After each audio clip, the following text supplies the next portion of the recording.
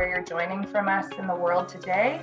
I'd like to warmly welcome everyone to this webinar on faith and racial justice. We are very honored to be discussing this topic ahead of the International Day for the Elimination of Racial Discrimination on the 21st of March. My name is Christine Luby, and I'll be the moderator for today's panel discussion. Please kindly note that this webinar will be recorded and published on the KAICIID website. If you'd like to share today's discussion, or if you need to leave early, you can check the webinar registration page or also the KAICIID YouTube channel to view that recording after the fact. Usually those are posted within a few days of our actual webinar. I'd also invite each of our listeners here today to introduce yourselves during the webinar by using the chat function at the bottom of your screen. Please state your name, where you are from, and which organization you work with. Additionally, you're welcome to post questions at any time. There's a Q&A function as well.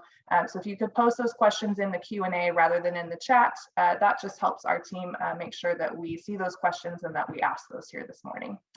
And now I have the great honor of welcoming our panelists.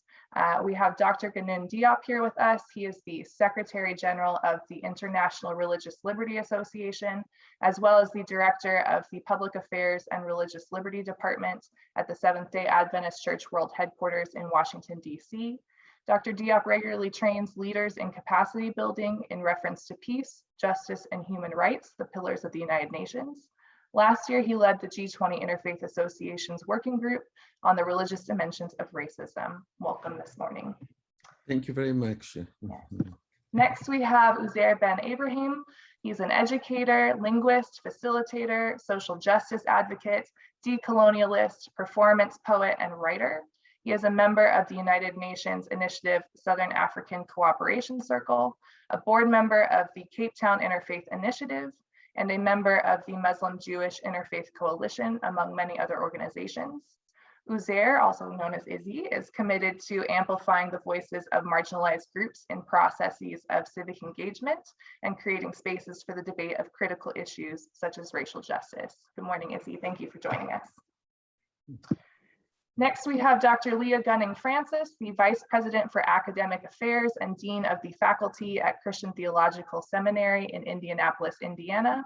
In 2012, she was awarded the prestigious Engaged Scholars Fellowship to study issues of risk among middle-class African-American young men. She has also written a book called Ferguson and Faith, Sparking Leadership and Awakening Community, where she interviewed more than 24 clergy and young activists who were actively involved in the movement for racial justice in Ferguson and throughout the United States. And finally, we have Masood Ashley Alufani with us this morning. He's an Atlanta-based actor, mixed media artist, and writer whose studio practice is rooted in the discipline of sculpture. He's the creative director of Blocked, a global healing project, a multimedia performance created to memorialize spaces marked by the trauma of the transatlantic slave trade. As a member of the Baha'i community, he is a seasoned speaker on the topic of faith and racial justice. Good morning and welcome. We have a lot of ground to cover today, so I'd like to turn the discussion immediately over to our panelists. And I'd like to start with Masood this morning to set the stage for our conversation here today. So we have guests joining the webinar from all across the world, from different cultures and religions and contexts. So I'd like to start by giving our listeners a bit of background on recent events within the racial justice movement in the United States, specifically starting with May 2020 and the murder of George Floyd by a white police officer. Media outlets have said that the civic unrest in America reached a scale not seen since the 1968 assassination of the Reverend Martin Luther King Jr. However, Floyd's death was by no means the first murder of a Black man in America. Masood, why do you think this particular event was so explosive? And why do you think it had such a large impact around the world? Well, I mean, unfortunately, it follows a long tradition in American culture. The legacy of racial violence visited upon Black bodies in America goes all the way back to the beginning of slavery and the forced importation of enslaved Africans to the continent, or to the country of America. And then, of course, we know about racialized policing that goes back to the patty rollers and to segregation, to Jim Crow laws. So it follows in a long tradition, unfortunately. When Billie Holiday was singing about strange fruit, those fruit were growing on that tree a long time ago, centuries ago. So this legacy, unfortunately, is something that we have lived with in America for generations. And I think over time, people just get tired of reliving the same experience. A different iteration, but essentially the same experience over and over again. And, oh, let me come back. Sorry about that, guys. Don't know what happened there. I think, you know, unfortunately, you had a coalescing or an intersectionality, right, of the legacy with the trauma of the event that happened, and also the ability to see it, record it, you know, which is something that we also haven't had access to generations ago. And so the revisiting of that trauma opens up old wounds, compels people to want to act and to do something to address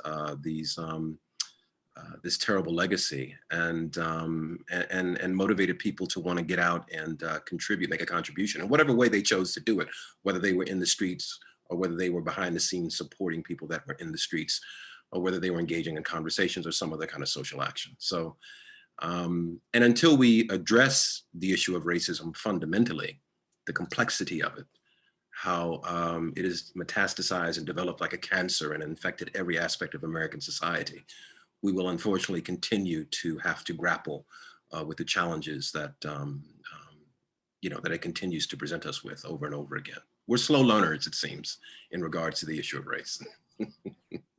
Thank you, Masood. Dr. Diop, maybe you'd like to add at this point to kind of set the stage for us this morning with where we're at within the racial justice movement in the United States. Well, I would like to share my screen just briefly, because I think this could help to frame our topic. I just have few slides, and I think that could be helpful. So here I entitled this very short presentation, and then we can enter into a conversation, the deconstruction of a myth, basically. So the state of the question: racism is a difficult topic, mired with misunderstandings, misinformation, reductionism, and even denial. So without a proper and accurate diagnosis, the disease or pandemic of racism will continue to spread, to contaminate, and to kill. And when I say to kill, I'm thinking specifically about environmental racism, for example, in the dumping of toxic waste in the so-called poor regions of the world. So talking about racism is not an indictment, and I think this is very, I would like to say this up front, because usually people become defensive and avoid the topic altogether. So talking about racism is not an indictment against all people symbolically or metaphorically designated as white, okay? So the concept of race is a construct, let's face it. It is a fallacy also, and in some sense, it is a socio-economic and cultural contract whose terms are committed to privilege the people group whose ascendance to global dominance has lasted 500 years, actually, you know. So the concept of race, let's face it, was elevated into a doctrine in the European context. Botanists such as the Swedish Carl Linnaeus and the French Count Gobineau come to mind here. So there's no biological basis to differentiate between human beings and then construct race. So classification and stratification of human beings based on human valuing and a hierarchy of importance between superiors and inferior are simply arbitrary, dehumanizing, and inhumane.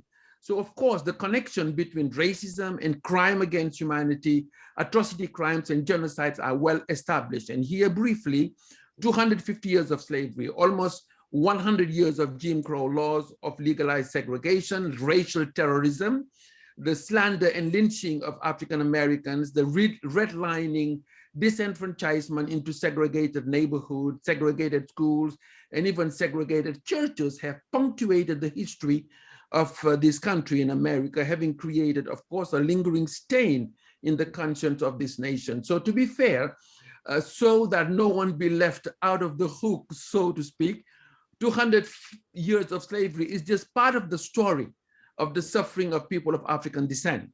it is not just the Atlantic slavery. They were before that, what is called a veiled genocide. And I'm thinking about the Oriental slavery, the East African coast, trans-Saharan slavery. You have the intra-African slavery, also the Sultanate of Sokoto, and also the trans-Pacific slavery. So I think it's really good to look at the whole picture here. So these various slaveries were, by the way, justified on the basis of religious myth, the so-called curse of Ham, the mark of Cain. So when it comes to religions, there is a discrepancy, a huge gap between the aspirational ideals of sacred text and the reality of racist mindset of many adherents of these religions. So beautiful texts, yes, but ugly practices of those who claim believing in these texts. And this, of course, discredit religion. So the root of racism has also then a religious component. Therefore, healing from the scourge of racism needs a revisiting of sacred text and a restoration and adoption of their content.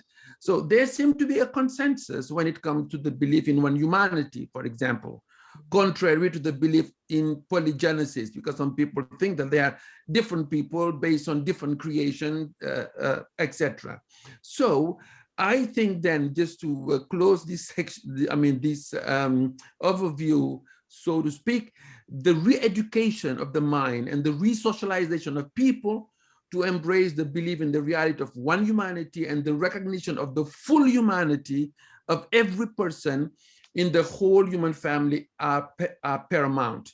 So religious texts from Judeo and Islamic tradition corroborate this understanding, no question, but there are dissonant interpretations that had allowed actually major adherents of religions to basically embrace racist ideologies and mindset. I'm not going to go into detail here talking about those texts in particular, whether in the Quran or in the Bible and even Asian tradition. So, like the Quran very clearly, "O mankind, we have created you from one male and female," and the same you find also in the discourse of the Prophet of Islam in his farewell sermon, where he makes no difference whatsoever, but the practice of both Muslims and Christians throughout history have not been basically according to those lofty ideas. So the problem then with religions is the discrepancy between the ideal and the real. Adherents of lofty religious aspiration have not lived up to those ideals, in other words. So that is just something I wanted to place right at the beginning of our conversation, basically. Thank you. Great. Thank you, Dr. Dia. Perhaps a follow-up question with that, since, again, we're giving background and you talked about the history of race within religious institutions. What is the history of that racism and racial justice as well, which is interwoven into the past, present, and future of American religious institutions? For example, I'm thinking within the Christian church, you had the abolitionists, segregated churches, but also the civil rights movement that came out by the Reverend Martin Luther King Jr. How does that define the responses of those churches today, and what is that legacy? Mixed response, unfortunately, and no church is a monolithic entity. Churches are more, and other religions, by the way, are more mosaic. So you find wonderful things, but horrible things at the same time. Just an illustration. I was born in Senegal, and I lived in Gorée Island, and there is a place there that is called a door of no return, where they used to basically ship slaves. And there is an image that I think had traumatized me to a large degree, but this time not in Senegal, but I visited Accra, Ghana, and there's a fort there where they used to put slaves in a dungeon, and above that dungeon there was a church. So, I just have had a difficult time wrapping in how could people, on the top of that have a church, they could sing songs, pray, and below you have suffering slaves. So this is where I think God has been instrumentalized, basically domesticated for evil purposes, and these across the board. That's why I was saying religions are not monolithic. You find wonderful things, but you also find horrible things. And in the case of America, I mean, obviously, when you have 250 years of slavery, or nearly 100 years of Jim Crow law, legalized segregation, and then you have racial terrorism, when we think about it, right? The lynching, I mean, of course, accusation and so forth, that creates basically an intergenerational trauma, right? So this traumatism and racism. Now, this is an important point. When people talk about racism, they usually think about personal morality, right? Or individual beliefs. But racism is not just the pride of a person in his or her internal dominance framework, but actually a matrix of domination within society, basically infiltrating in every institution, whether, I mean, of course, housing, education, and we could go health, and we are still living, right, with the consequences of these hierarchicalization and human valuing, and of course, the division of society into superior and inferior. And of course, this is not just in America, you find it all over the world in terms of tribalism, casteism, classism, and colorism in some countries, for example.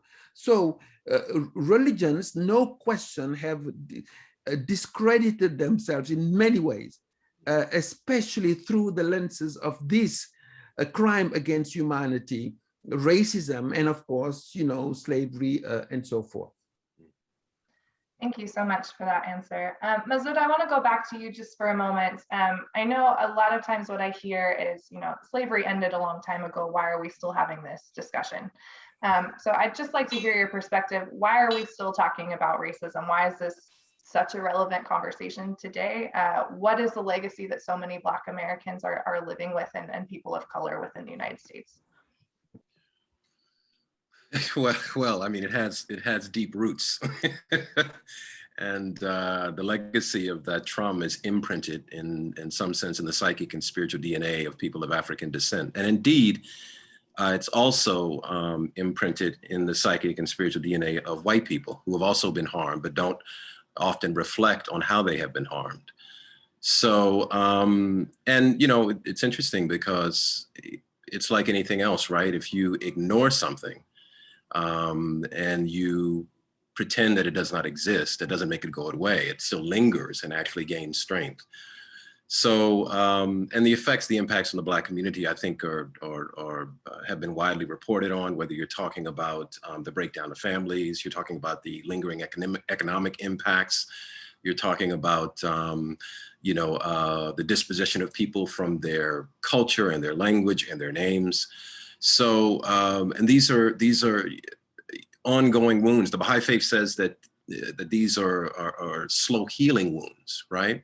So, and because we haven't really paid the attention to heal them in this country, haven't recognized that fundamentally we are interconnected as one human family, right? That interdependence and mutuality is not a theoretical supposition, right? Or a intellectual exercise, but a reality. And because we have instead chosen to act as fragmented segments of the human populace, and particularly here in the West, we continue to suffer as a society. And it's only until we begin to grow up, right? As Farrakhan said, gain our testicular fortitude when it comes to these matters and address them head on. And not only America has been really wonderful at exporting this idea of its perfection, the shining city on a hill. We are the exceptional nation. And we've been really brilliant in that kind of, propaganda. And the reality is it's much more complex than that. We've had less success in dealing with our wounds, the things that are problematic about who we are, the things that don't look good on a promotional poster. And so we have to grow up and have to have the courage to confront these things head on. Otherwise, the trauma continues to linger. And it's a denial of our inherent interdependence and interconnectedness. So, so unfortunately, we're still there, but we're moving slowly, but inevitably towards the realization of our oneness. That is the reality of God's creation. That is who we are. Ultimately, we will get there, but the steps going to getting to that point are painful, slow, and arduous. We just have to stay on the path. Yeah. I want to go back for a moment. You talked about the legacy living on even in the names within the United States. And I think you've told a story about how that's within your own name. There was the legacy of racism and slavery. I'm wondering if you'd share that story with us here this morning. Sure. I mean, I don't think it's different from a lot of African Americans who have chosen to change their names. Back in 2000, I read a book called The Slave Trade by an English scholar named Hugh Thomas, and happened to discover on page 295 that my birth name, the name Bowles, was derived from a certain James Bold, who was an English slave trader. And I felt, and when I discovered that information, somehow divested of some kind of agency, right? In terms of taking control of my own naming. And I didn't want to be associated with that legacy. Now, of course, it's a moniker, it's a marker, right? It's an indicator of who, I am, whatever my name is. But nevertheless, I wanted to exert some agency over that and to change it, because I didn't want to have that moniker associated with that history. So I went through a long process looking at books on African names. My name was Michael when I was born. I wanted to stay in the M's because I thought that would be easier for my family to make that transition to. And I didn't want to pick, I went through a series of African names and my family was having a very difficult time getting their tongue around some of them. So I said, let me find one that they will be able to, navigate. So I chose Masood, which means fortunate or lucky. And then Olufani, which is derived from the root Olu, which means of God.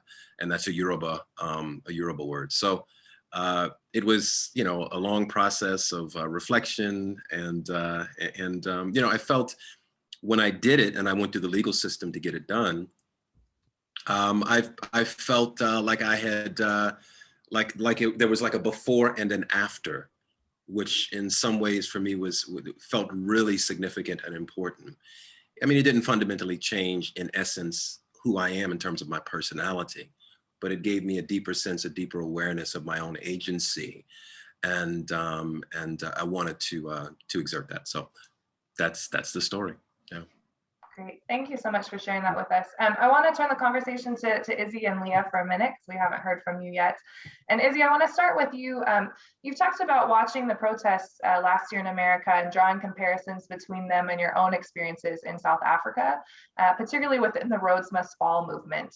So I'd love to hear a little bit about your own experiences with racial justice advocacy in South Africa and the lessons that you've learned. Yes, I mean, just having listened for the last half hour to the experiences of the co-panelists, it's like we are reading the same book, but we're just in different chapters. That experience, there's a connectivity there, which I think is so important, especially since we occupy various lived experiences, yet that experience is somewhat still the same. And so having seen, Black Lives Matter and how that unfolded, and then also reflecting on being a South African, not being indigenous to Africa, being a byproduct of colonization. My forefathers, my ancestors fought Dutch colonization in Malaysia, Indonesia, and we were exiled. And we were exiled to Cape Town, South Africa, and we've been here for the last 300 years. And we are part of the fabric of Africa, and we've experienced almost everything that indigenous people experienced. When you talk of name changes, when you talk of racial discrimination, I think there's so many elements that we share. and that trauma goes beyond our boundaries, it goes beyond the borders, even to the extent, do we go back? How do we go back? As an Asian based in, growing up in South Africa, can I go back to Indonesia? Can I go back to Malaysia? Do I go back to India? What is that relationship? And so there's a conversation that is happening. And I think especially with younger people, I mean, South Africa had gone through since 1652 with the arrival of the first Dutch people, and with that apartheid and a whole legacy of discrimination. It's been about 25 plus years that we've had democracy, and our governments told us who we are. We haven't been given the option to determine for ourselves, what is my race? What is my ethnicity? Who am I in this particular instance? And I think that's so important for us to have that conversation, because it means that we are able to go within, to reflect on not only what we've been through, but what my parents have been through, what my grandparents have been through. And so when I have a look at the Black Lives Matter movement, and I have a look at what we've experienced here, especially with the Rhodes Must Fall movement, which was essentially a decolonial movement having a look at, rather addressing white supremacy in our institutions, in our country. I mean, we are called South Africans. We don't have an African name. And I think that speaks to the legacy that we still have and still feel. The apartheid doesn't exist overtly. It's now seeped within our society. And we're now trying to unearth that. We're trying to deal with it. We're trying to negotiate what is ours, what's theirs, and how do we do this? And so these movements, I think, are so important. I think there are moments of intersection where we connect, where we can engage and should engage, because that trauma is real, that trauma is shared. But also, I think there's a learning that happens. And we need to be able to open up to that. And so, having been a part of protests, and I'll end here, having been a part of protests, marching to our parliament, being faced with the army and police, having stun grenades being shot at us, and it feels, it's quite a feeling, having a stun grenade just be by your side, and to experience that, I think that's something that we're still dealing with. And when we see it happen in other contexts, not only in the US, Indigenous peoples in Australia, there are so many other contexts that we need to connect with, that we need to share and engage with, because there is a system that we're living in that I think needs to be abolished at the end of the day. And until we band together and address that in unison, I don't think we're going to get that far. Thank you so much. I think that's a great segue actually into Leah, who wrote a book, Ferguson and Faith, about some very famous protests within the United States. Leah, I'd love to hear a little bit more. Maybe you could, again, for our audience, since we have people joining from all over, talk a little bit about what happened in Ferguson and what you saw, but also the role of faith communities in this sort of community organization, in protesting, what that looks like, and maybe what advice you have for faith communities in that regard. Sure. When Michael Brown was killed in Ferguson, Missouri in August of 2014, the world saw the tanks and the tear gas and young people standing on the street and saying, no, we are not going home.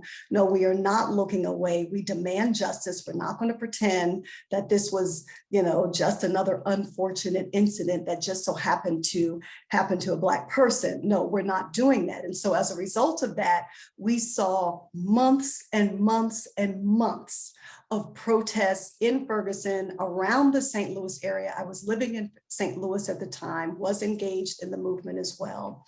And you saw more and more faith people sort of doing things that we saw in the civil rights movement, coming out in clergy garb, coming out in collars, not in a posture of, oh, the clergy are here now, all that's good and righteous can happen, but rather entering the space with a sense of humility and with a sense of, you know what, we have not stood up for you. We have not stood up for the mattering of Black lives. We have not been an active voice for what was happening to Black youth today in the United States of America. We're sorry.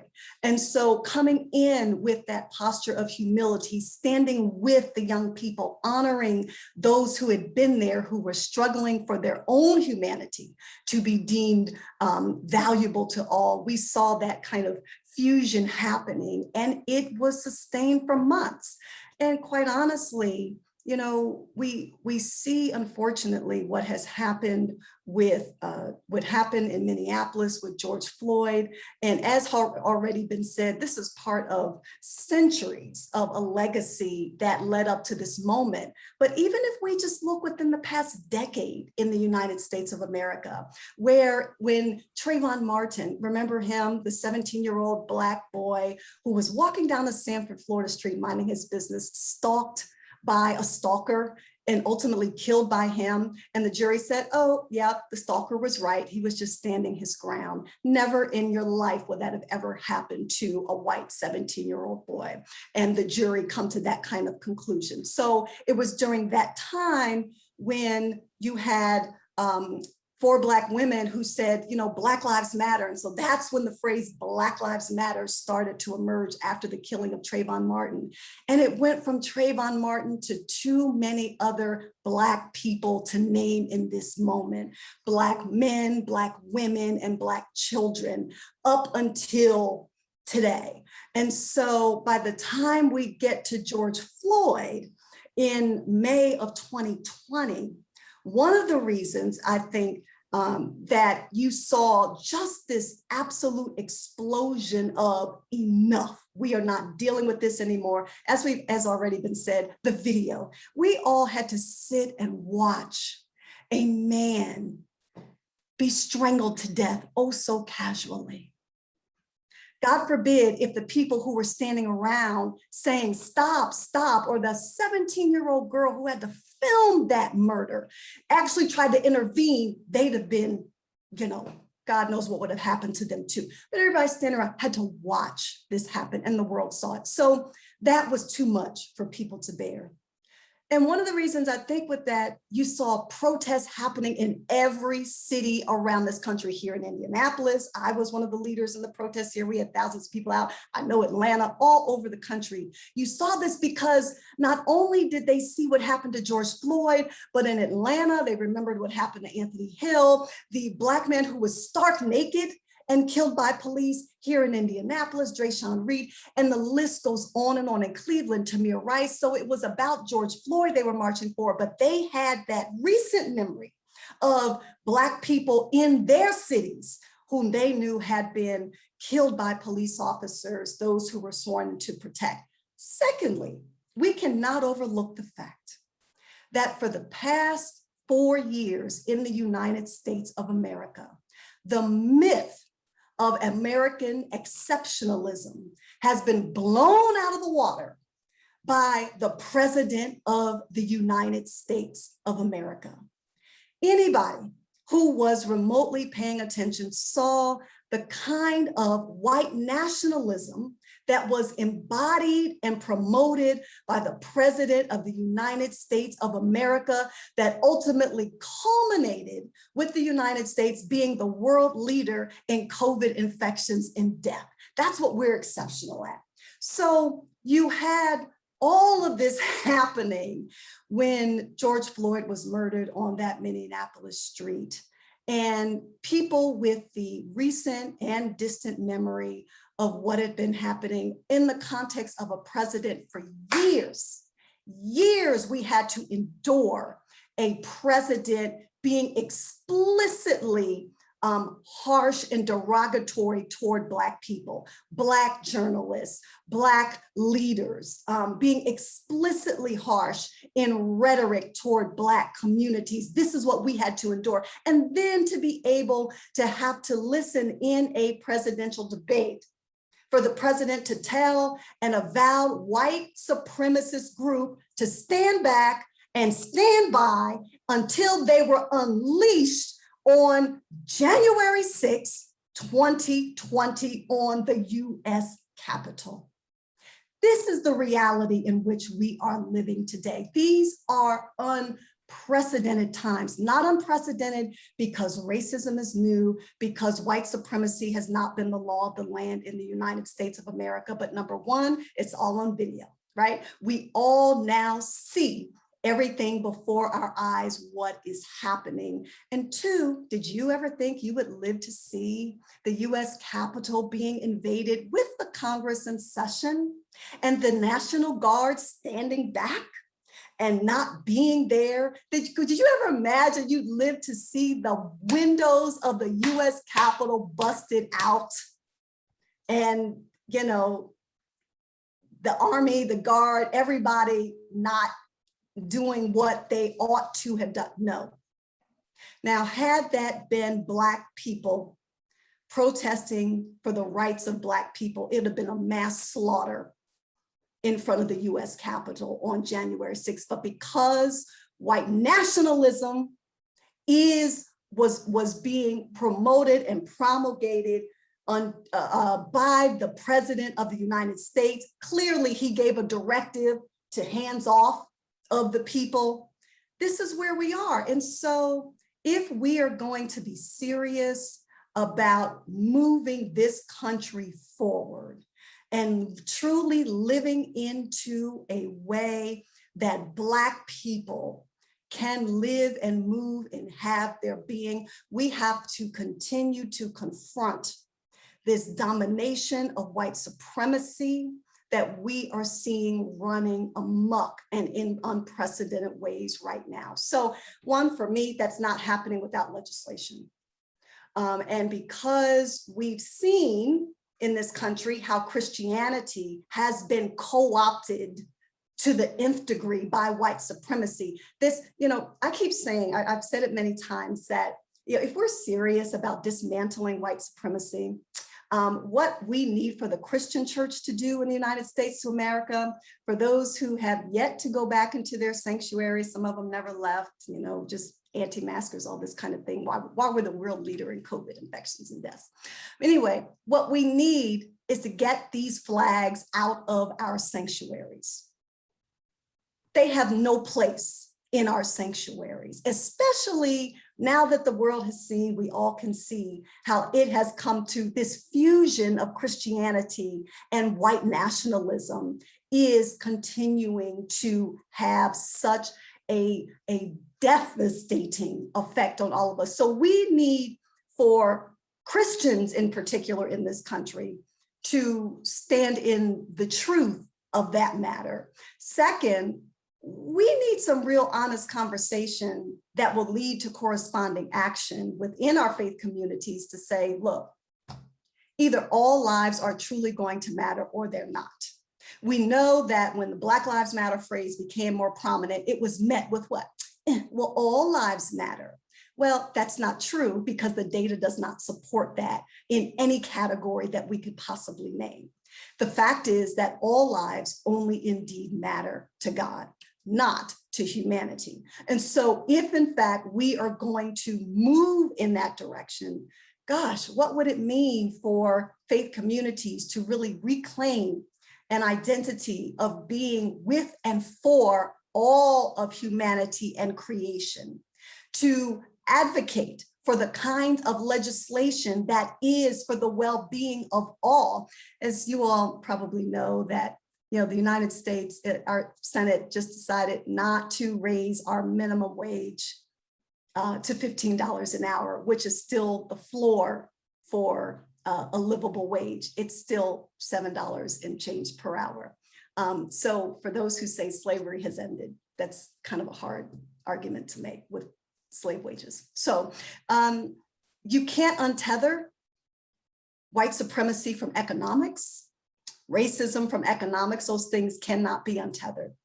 And so to get serious as faith communities in making sure that we are living into our faith with integrity, we have to name these things, we have to resist them, and we have to actively work to correct them so that all people can have the access to being able to live freely in this country. Thank you, Leah. I think you raised some really excellent points there. And I want to go back to Ganoon for a minute, because we tend to think of racism in the most extreme forms. So the people who do the lynchings, who burn crosses and put on white robes and hoods, but racism can often be far more subtle and interwoven into the fabric of our communities than we realize. What are some of the more hidden issues that you think are facing our communities, and specifically our houses of worship? Well, again, it is important to make a distinction between racism as a personal, at its personal dimension, that's one, or even racism at interpersonal, relations. But also, and more importantly, probably, is racism in its systemic, institutional, structural dimensions. And this is why I was making a difference between, let me put it this way, and this may be shocking, but by virtue of freedom of conscience, a person has the right to be racist, as long as it doesn't affect other people, as long as other people are not harmed, right? So this is why people can believe whatever they want, but when now racism is institutionalized, right, then it becomes a problem for other people. Then it becomes deadly. It harms. And that is not just discrimination. Of course, even though that is how it is experienced in society, in terms of access to, goods, to resources, whether health, education, and even right to fair trial, etc., etc. The mass incarceration of black people. So this is where racism becomes really a deadly virus in that sense. But the problem is that it was also indulged not only in institutions like the churches, right? And I can say no religion has been immune of this deadly virus, by the way, because adherents of religions are people. So it's not so much a judgment of the religions, but the people who instrumentalize their religion, people who basically use their religion, especially through the lenses of hierarchy, of human valuing, stratification of society, as I was mentioning earlier. The problem, and this has been mentioned, unfortunately, churches have been complicit, historically speaking, to this very day. And the hidden aspects of racism is that most institutions, religions and otherwise, by the way, have been framed during colonial time and empire building. Imagine, and this has been mentioned, even though the word was not used, but the concept of manifest destiny, exceptionalism, right? And then a mandate, so-called universal mandate, to educate the world. Now, this is not just America, I must say, every empire building has been actually co-opted. And you can go back to the time of the Egyptian, and of course the Assyrians, and then the Medes and the Persians, right?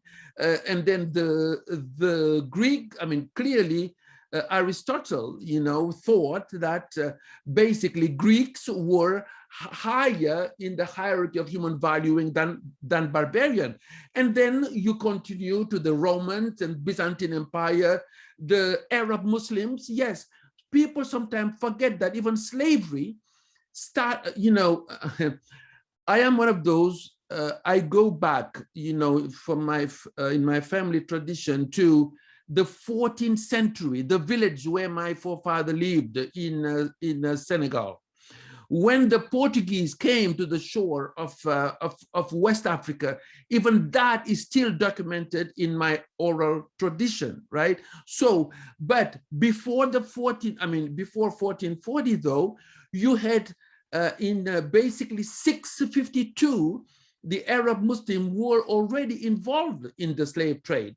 And this is, I mean, even we have historical references, documents, and so forth.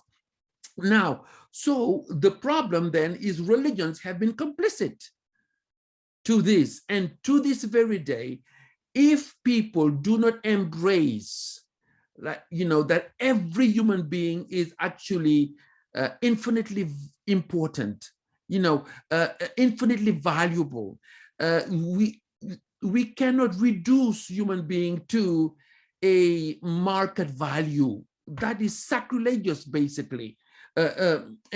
Precisely, I think the moment that we're living right now is that the international community is demanding a critical new chapter in our human collective consciousness and experience.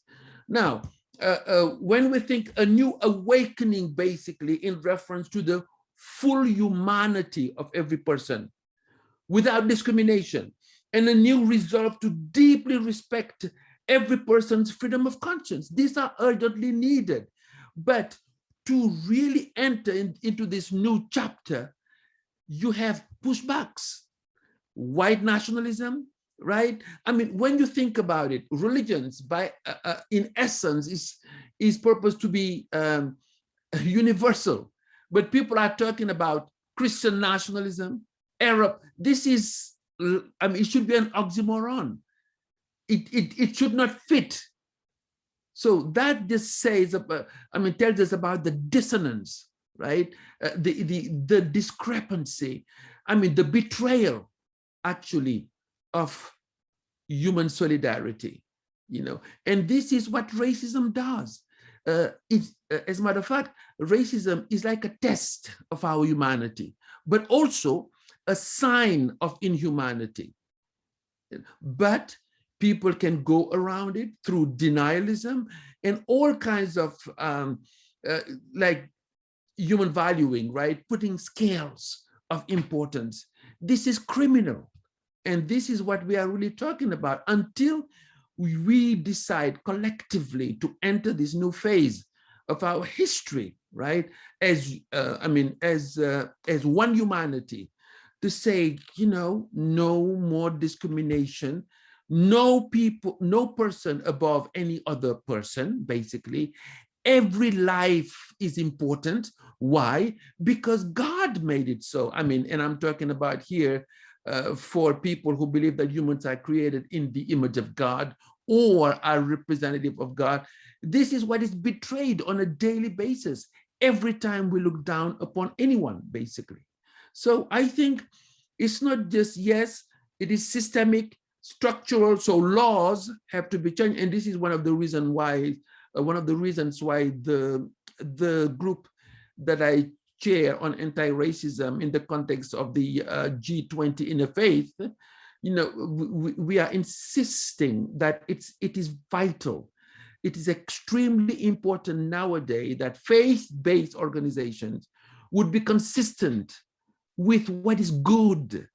You know, in other words, the best of faith should overcome the worst of religions, in other words. And then those ideas, though, or principles should be translated into policies, right? To change the social organization, the way people relate to one another, but also the way people have access to resources, common good, and so forth. And of course, not only policies, but the implementations also, right? Because otherwise we can continue having this commission, that commission, you know, like right now, the multiplication of, you know, of truth and reconciliation commissions. Good step.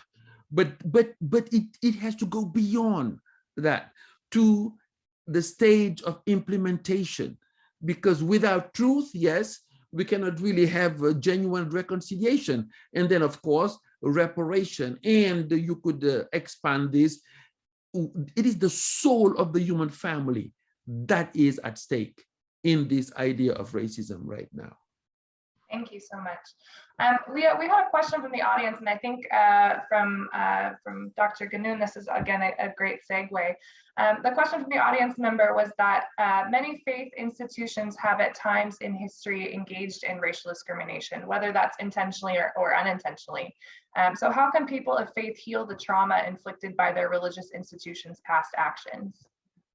One of the things I encourage congregations to do is to, first of all, learn the history of your own congregation.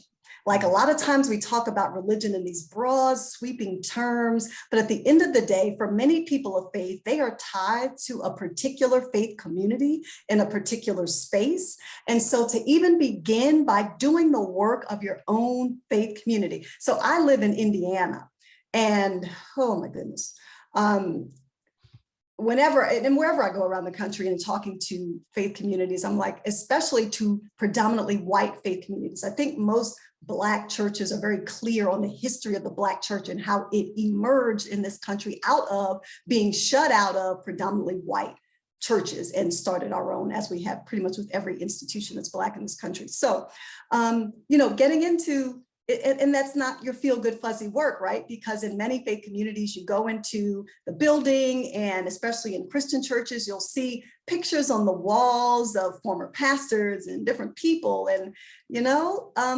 here in Indiana and Georgia and all kinds of places, some of those people were involved in lynchings.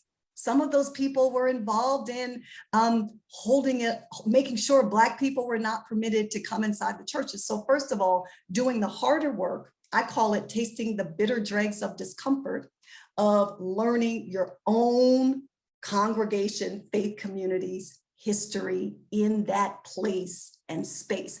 That takes out the vagueness, the nebulousness of these terms that make people feel like they're disconnected and say, I'm not racist. I have Black friends. We have a Black member. I have a biracial grandchild. See, I'm not racist, or I'm married to a Black person, and none of that's true. So that's the first thing, kind of learn your own history and have those harder conversations right where you are, and then grow out of that to be able to say, all right, if we're truly going to live to be the kind of people we want to be, what do we need to do in this community to atone for that legacy right here in this community and be able to grow out of that? Because, now in the United States, and I'm sure globally as well, the concept of reparations is still very much alive and active.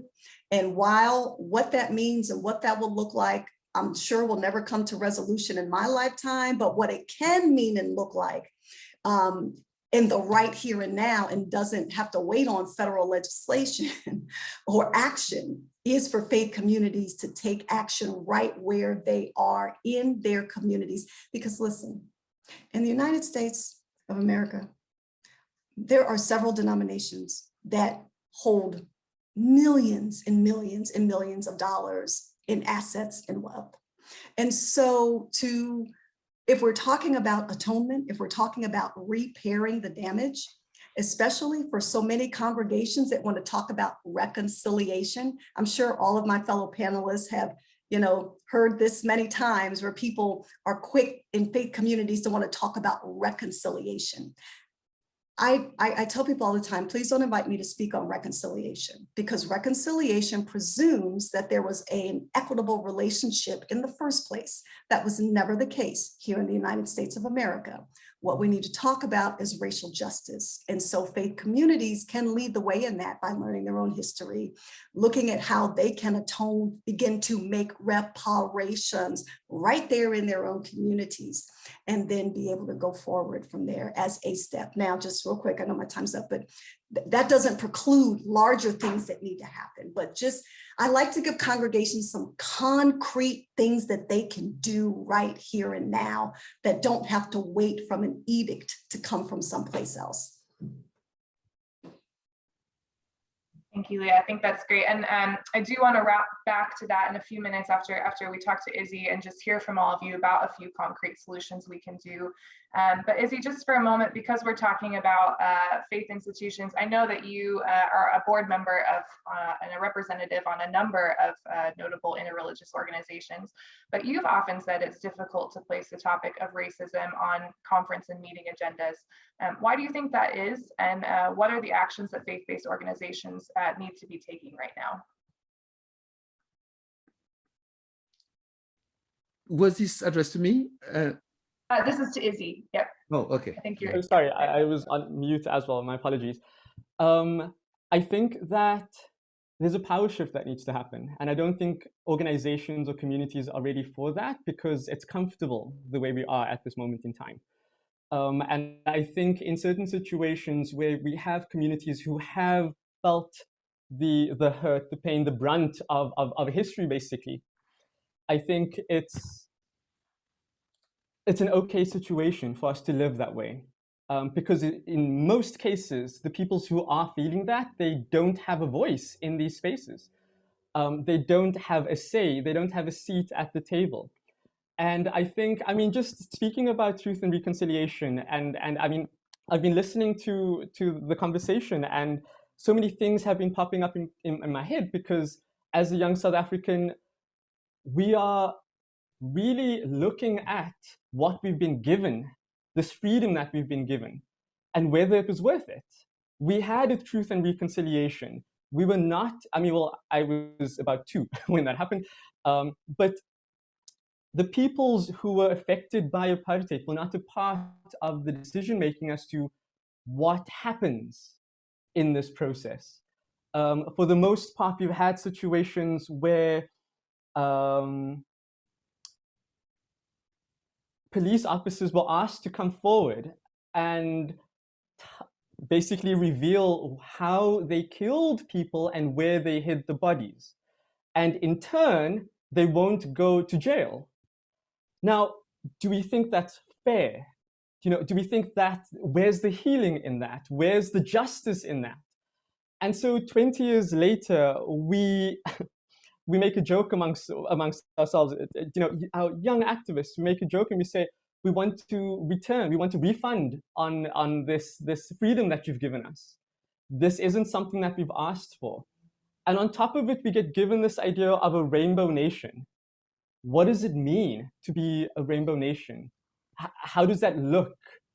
And we want to refund on that as well. We can't connect with this fluffy idea of reconciliation, of coming together, because we haven't. The fact that we still have these racialized issues, and for the most part, white people against POC, we still are sitting with the situation where no one's moved forward. We've changed a system physically, we've changed the system, we're moved into a new way of being, but it's still somehow ingrained in our being, in our way of existing, the way we see people, the way we articulate ourselves, that I think that there needs to be a greater discourse, or much more work needs to go into bringing peoples together. And at this moment, if we talk about reconciliation, I don't know how people will respond to that, because I think we are because we've collectively said that the reconciliation that we've been given is something that hasn't worked out and isn't working out. And so if parties, if countries, if peoples move to a truth and reconciliation phase, be sure to have those who are affected be at the table, have a seat at the table, and to make the decisions. Because it's usually the peoples who have been mostly affected by situations that know exactly what needs to happen in terms of healing, in terms of moving forward. And so when we talk of organizations, whether it's religious institutions. It seems as if that the peoples in power aren't wanting to give up their power. And this is not just based on race. I mean, when we talk of intersectionality, I think there needs to be a greater, deeper discourse of people with disabilities, people who are part of the queer movement, or people identify as queer, people who, women, various gender identities as well, need to be a part of that conversation and need to determine the future collectively. I think, and I came across this TikTok. I just find myself in TikTok and I watch these videos, and someone had said, we can't expect white men today to determine our freedom when it was their ancestors who enslaved us. And I think, where's the power? And how does that shift? And how do we essentially claim the power for ourselves and determine our own futures, especially within our organizations? A follow-up question on that. I know this question gets asked a lot, but again, I think it's important just because we have so many people joining us from all over the world. Do you think some of the hesitancy, because we talk about that silence is complicity, right? Do you think, though, that some of the hesitancy is on the behalf of faith institutions is because people don't want to do more harm, because they're hesitant that they'll say the wrong thing? And if that's the case, what would you say to those people? How do we respectfully engage in these conversations together? So I think by being silent, I think causes much more harm. And so, I mean, if you're allies, if you are people who are part of a movement or want to get involved, I think it's so important that you get involved. And we are all going to make mistakes. We're all going to fumble here and there. But I think at the end of the day, if we're working towards a collective movement for the freedom and liberation of all peoples, irrespective of nationality, religion, race, gender expression, I think if we're all in favor of that, I think the support will come. But also, more importantly, I think it's to listen. I think in every respect, in every situation, in every circumstance, if you're not of the affected people, listen to what they have to say. Have a cup of coffee, take a seat, engage, and state, I don't know how to position myself. Please, can I have guidance? Or do your own research. That sounds really, but go onto the internet, find out. People are talking about these issues, but I think that there is a global movement of sorts, and it's called different things in different contexts, but I think it's speaking to the same thing. And I think this pandemic that we find ourselves in has allowed us to really reflect on who we are as individuals, who we are as human beings, but also who we are as spiritual beings, and how to connect, how to move, how to engage, and how to share. Because I think, and in South Africa, we like to put this thing out there, this idea of Ubuntu, which is this African concept of humanity, of humanness. I am because we are. And I think, and it's called different things in different contexts as well. But I think, if anything, that is what we're needing to use, if nothing else, in order to really bring about a socially just change, so that when I sleep at night, when we all go to bed, we've left the world in a better space. Great, thanks. We have a couple audience questions here, and I want to make sure we get to these as well. We had one from an audience member who asked, do you think it's truly being inclusive by keeping the use of color, of any color, to name a particular group of people in a country? Is that the most accurate in the eyes of the people that are being spoken about? And I would hand that over to anyone who wants to answer that. Well, I would say that, from the Baha'i standpoint, unity and diversity is the pathway towards oneness. Mm-hmm. It's not a unity and sameness. And I think oftentimes when we talk about, as Brother Ibrahim was talking about, these paths towards kind of like mutuality and intersectionality, a lot of times what we want to do is we want to dismiss the distinguishing features that make us unique as cultural groups, as communities. And of course, the only time we want to do this is when we're talking about racism, the legacy of racism, and steps towards oneness. We don't do that when we're going shopping for a car, or when we're going to look for a particular outfit to wear to a gathering. Color becomes very important in those circumstances for some reason, but we don't seem to be able to tolerate it when we're talking about diversity. So it's much more, I'm always interested when I go to a flower garden and I look and I see tulips, I see roses, I see lilies, and all of those things add to the vibrance and the beauty of the whole. So, certainly, you can, if you want to get more specific, you can talk about cultural differences, but racism is predicated on skin color, not cultural differences, really. So I think it's important to acknowledge the beauty of the diversity of pigmentation. There's nothing wrong with saying that is a beautiful Black woman, or that is a very attractive Asian man, or that is the beauty of our diversity. So to diminish that, to me, is to really diminish the creative vitality of God's creative hand. And for me, it's very important to acknowledge those things, and to not have those things be problematic. The problem is that we've allowed them to become problematic to unity, when in actuality that diversity should be understanding that all of creation is predicated on diversity. The body is made up of a diverse set of organs, cells, atoms that work together collectively to maintain this really profoundly dynamic instrument that we call the human body.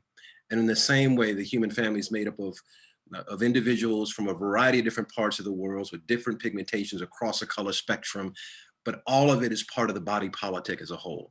So to diminish that, to me, is to take a step back from reality. And as far as I can tell, truthfulness is the foundation of all human virtues, as the Baha'i writing says. So to deny that truth and that reality is to prevent us, from building a beloved community that is based in reality and in truth, which is diversity. So. Great, thank you. There's a second audience question here, which I'll read out again, open to anyone who'd like to answer that. Has the United States moved backwards from the civil rights movement and in terms of systemic racism since the late 1960s? Yes. We can see right now, let's just take voting rights as one example. There are movements afoot all across this country where more restrictive voting regulations are being proposed in state houses to specifically limit access to voting for largely Black people and people of color. It is very clear that the strategy for the Republican Party in the United States of America is to suppress the vote as a way to win, because the platform is not one that resonates with the majority of people in this country, as was demonstrated in the fair election that occurred this past year in the presidency and beyond. So that's just one, voting rights is just one example where we had all of the efforts to enable Black people to be able to vote. And ever since then, there has been a stripping of the Voting Rights Act, the federal act. And now, in state houses in Georgia in particular, there's a really hot issue there with the kind of legislation that's being put forward to try to restrict access of Black people being able to vote. So yeah, no, we're moving backwards in double time. Go ahead, brother Diop, go ahead. I was going to chime in, but please, brother Diop, go ahead. No, go ahead, please. No, man, I just spoke, brother. I just spoke. You do your thing, baby. I'm here. Do your thing. We good. You are very gracious. Thank you very much. I just wanted to add, I am wondering if this is going backward or just the logic of racism that is, that is following its own destructive course, right? It is suicidal because whatever is not building humanity, right, is basically eroding, right, the very foundation. And I think our friend here, Brother Masood, you know, there is one thing that I remembered about, you know, like the Baha'i promoting the idea that we are all world citizens, you know, so that idea. And I think it is the refusal of the humanity of every person that is a deep problem. And until we continue on that path, it is going to be destructive. And we're going to, you know, like disenfranchise, marginalize, segregate. I mean, basically deny the full humanity and then the full dignity and of course the full human rights of every person. This is why I was talking about a decisive critical choice nowadays. What kind of model of societal coexistence do we want, right? I mean, based on valuing hierarchy, stratification, and let me repeat that, religions have also actually fed into this idea of importance. You know, some people have higher rank, except, so I think we have constructed an idea of a human that is detrimental to humanity. And I think any healing, any restoration, right, of human dignity goes through the reconfiguration of how we think about other people. I wanted to open a footnote I have received today. No, actually a few days ago, there was a discussion, but today it seems that Georgetown, you know, the Catholic Jesuits have actually pledged 100 million for reparation for, you know, and so this is a recent news, of course, but they want to move forward to actually raise 1 billion. So people are looking for ways, conversations are going on, but I really deeply think this country in particular, but everywhere else, but since we are talking about the context of America, it's not going back. It's really, this country needs to change course, face its past. Allow me to say, repent, you know, regret, basically, and repair, right, as much as possible. But it is a work of restoration that begins with the person, and then of course interpersonal, and further society, systemic, structural, institutional. And you know, this way this contemporary lynching, you know, through killings basically, will probably be stopped in that sense. And all this rooted in the legitimization of violence at the end of the day, right? The time of the Roman public executions, you know, midday public execution is over, but still executions are still, as in the case of George Floyd. And this is what the human family is saying, no, push back. Things must change in that sense. Thank you so much. We're running a bit short on time, so I just want to ask another question to Masood, because I think this is quite interesting, specifically about the role of faith and art. You're an artist, a prominent member of the Baha'i faith community, a speaker on racial justice. How do all these elements, your art, your faith, your advocacy, come together for you and influence your own frameworks and understanding of equality? I'd be careful with that word prominent, describing me as a prominent member of the Baha'i faith. Some might argue with you in my community. Nevertheless, I think, you know, there's this concept in the Baha'i faith that that art is a ladder for the soul. It has an ability to lift us to new levels of consciousness and awareness.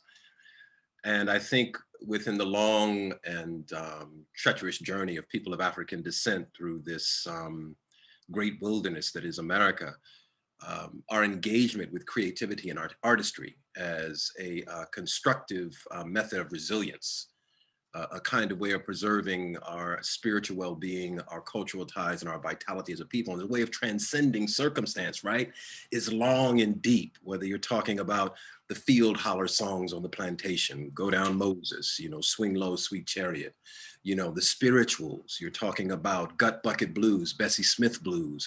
You're talking about jazz, Miles Davis, bebop, Duke Ellington. You're talking about John Coltrane. You're talking about soul, Sam Cooke, Aretha Franklin. You're talking about hip hop. You're talking about Public Enemy. You're talking about Nas. So all of that is this lineage, this legacy of constructive resilience through artistic means, a way of responding to circumstance through creativity, so I can get through from one moment to the next, from 1 hour to the next, from one day to the next, and transcend the limits of my circumstances. So for me, all of this is integrated, right? Art is life, life is art. And the capacity of people of African descent, this is something that I think is so profound because of the journey that we have walked through time and space, the suffering that we have endured. There is this dual capacity of sight, of vision, being able to see both the contingent, right, the visible and the invisible reality, because our survival was predicated on that capacity. We had to be able to read the landscape, right? To, you know, study the subtle, you know, body language of the owner, the plantation owner, the master of the house, and then to determine our behavior patterns based on what we were seeing in order to survive. So that cultivated capacity of sight is deeply important for humanity at large, which is struggling with its own blindness in connection to the whole racial landscape, particularly in America, right? Racism is a kind of blindness of the spirit. Dr. King used to call it a spiritual disease, right? A sickness unto death. And it is that capacity to see that is the indispensable part of the solution. Because until we can see the truth reality, and Black people are specifically situated to offer that to humanity, right? Then we can't construct constructive methodologies to respond, right, to these challenges and these circumstances. And I will say this, and then I'll shut up.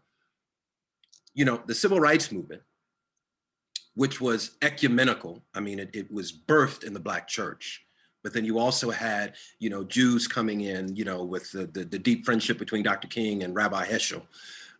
You also had other groups participating and putting their feet on pavement, right? So it started with this kind of spiritual impulse, response to circumstance, right? To the constraints that society was imposing upon a segment of our population.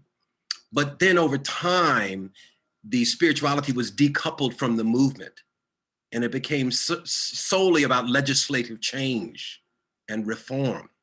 What we have to begin to do is to recouple, to repair those two realities, the spiritual and also the legislative.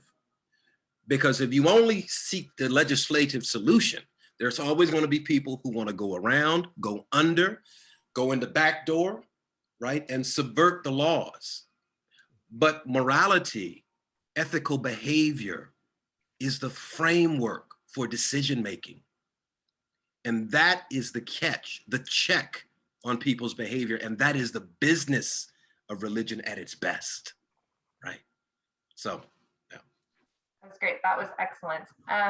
So we have just a couple minutes left. I want to make sure we get back around one more time to each of our speakers, and I'll ask you all the same question, which is to conclude with some concrete actions then that faith communities can take. So how do we move past these conceptual or theoretical discussions, particularly within faith communities, and transition together into concrete solutions? What role should faith communities play? Are they the facilitators and conveners for dialogue? Do they need to be the community organizers and activists who take to the streets? Concretely, what does that look like for us, for people of faith going forward? And I would start, let's go with Izzy, and then to Leah, and then to Ganoon, and then Masood, if you could wrap us up, if that works. So I think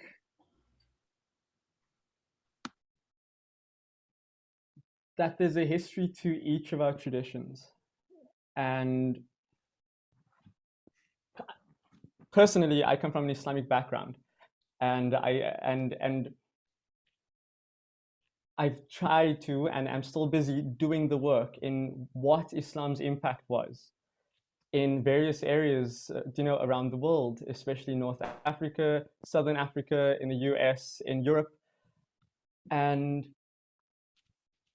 in doing so, it has unearthed quite a bit of history, specifically looking at the impact in South Africa, Cape Town.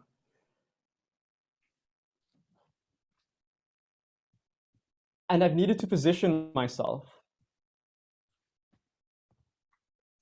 a bit more strategically in how I engage with the rest of South Africa, with my neighbor, because I've understood what that history is.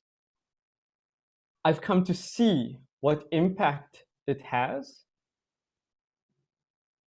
and I've now needed to take it upon myself in order to try and undo that. I mean, even though we talk about being on the oppressed side, even within oppressed communities, there's conflict, and there's division. And so in acknowledging that, I've needed to re-engage. See, how do I not only heal myself, the trauma that I've inherited by my forefathers and foremothers and ancestors, but then also heal the bonds between myself and my neighbor, at the same time trying for us to heal together, against the system.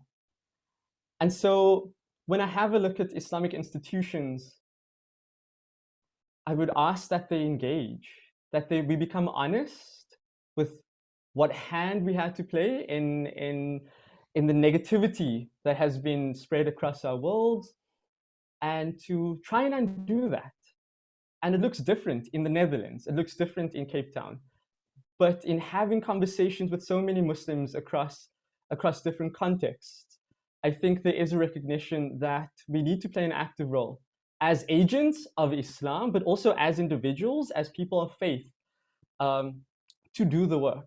Because I don't think we can continue this vicious cycle, and I don't think we'll last if this continues. I'll pause there. Thank you.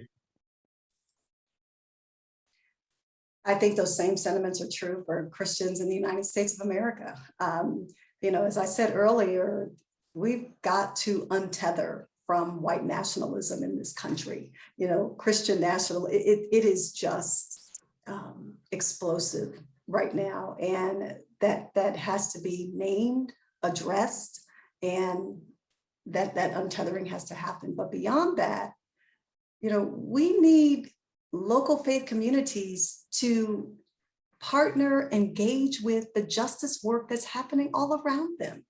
You don't have to go recreating the wheel. No matter where you live in this country, within 60 miles of where you are, maybe 100 for some, there are organizations, groups that are actively working for racial justice, whether it relates to education, healthcare, criminal justice, economic, environmental, you name it, it's happening. And so a lot of what I find happens, people just sit wringing their hands going, well, we don't know what to do. We don't know what to do. And I'm like, well, just lift up your head and look around and see that all around you, there are movements happening, and be willing, as I mentioned earlier, with like clergy in Ferguson, who with humility enter into that space where the work is already happening, saying, you know what? Yes, I'm late. We're sorry, but we're here. We want to do better. We want to be better. We want to be engaged. Help us, teach us, show us how to do that. I promise you, they would welcome you with open arms. I would add that as at a personal level, decisions have to be made to basically refuse to racialize people, to sexualize, and thus to instrumentalize people at personal levels. Also, religions, I think, and in various ways, these have been said, whether we take Islam or Christianity, racism is a betrayal of their message. And clearly, from a Christian perspective, racism is actually a refusal of Christ. And it is a denial of God's love. There's no question about it. So then it is, and I could say the same thing, racism, if a Muslim is racist, that Muslim betrays Islam, and the teachings of the Prophet of Islam. And we could expand this to Asian religions also. So I think personal level, religious institutional level, and of course, societal level. And I would agree with what was said earlier. Racism is in fact multifaceted. So therefore, solutions should also be multifaceted, right? All aspects. And this is where the issue of justice. Now, when I say justice, I'm thinking the two dimensions, at least from the Judeo-Christian perspective and Islamic, I may say, justice has a societal aspect, fairness, distributive justice, retributive, all those, but more importantly, there is also righteousness, and that is inner justice. When the person aligns with the most valued virtue in all world religions, by the way, and that is righteousness. So this is where, and righteousness, personal, translate into the fair treatment of every person. So we will not just be changing external laws, but also internal disposition and a benevolent attitude towards every human being, and basically an embrace of the full humanity of every person. That certainly can move us forward. Well, it's difficult to follow on the heels of my sister and my brothers, because they have been dropping some serious knowledge. But I think implicit in all of their comments is this idea of community. And I think, this gathering for me is an expression of what community should be and can be, right? And I think, it really is about building connections one-on-one between two people, between small groups, between communities. And for me, that starts with the recognition and a kind of internal assessment of my identity, the complexity of my identity, and foregrounding my primary identity, which is spiritual in nature. That's the first identity. Mm. My secondary identity, I'm a Black man.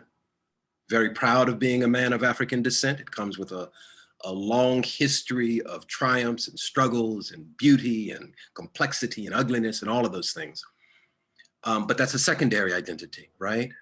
And holding the reality of that secondary identity and that primary identity, foregrounding that primary identity, which becomes a means to see connection between everybody on the planet. It's a powerful writing that says you should see the hand of God in every human face. And that, that is what allows me to look at everybody that comes across my path, whether they know it or not. That's my brother, that's my sister, that's my aunt, that's my uncle, that's my mom, that's my dad, right? And so in community, how do I go about, in the neighborhood in which I live, how do I transform that neighborhood? And hopefully increase the kind of collective spiritual awareness, right? That is at the core of the foundation of building sustained community. It's inviting people over to my home, right? Who are different than I. Being comfortable with learning to develop a deep-centered sense of comfort and also appreciation for discomfort. Because growth is predicated on discomfort, right? But quite oftentimes around the issue of race, nobody wants to be uncomfortable, particularly our white brothers and sisters who have a hard time, dealing with those difficult conversations. But actually those difficult conversations are the path towards growth and community building. So engaging in those difficult conversations, saying being at one with you is more important than my level of ease and comfort. Justice is more important than my level of ease and comfort, right? My relationship to the divine, right? which is predicated on my ability to reflect in my own behavior the virtues of the living God, is more important than my ease and comfort. So it's inviting people over to my homes. It's engaging with the youth in my community to do things like develop service projects. And I'm just giving you practical ways that I'm engaging, you know. It's doing things like children's classes where we're helping to teach children about the virtues, of God, without proselytizing, without trying to convert anybody. That's not the issue here, because virtues, ethical behavior is something that is transcendent, right? Doesn't matter what religious context you come from or you do not come from, that is conducive to healthy growth and development and to community building. So taking those practical steps to strengthen my community by getting to know my neighbors, and also to consciously choose relationships that are diverse. To look around the dinner table, if everybody looks like me, there might be a problem. If all of my friendships look like me, there might be a problem. I might be unconsciously or consciously self-segregating my associations. So it's having that conscious intent, going into those spaces, choosing discomfort as a means towards growth, and refusing to give up on the hard work that is required to build true and lasting community. That is an aspect of nobility. It's a characteristic of a noble soul.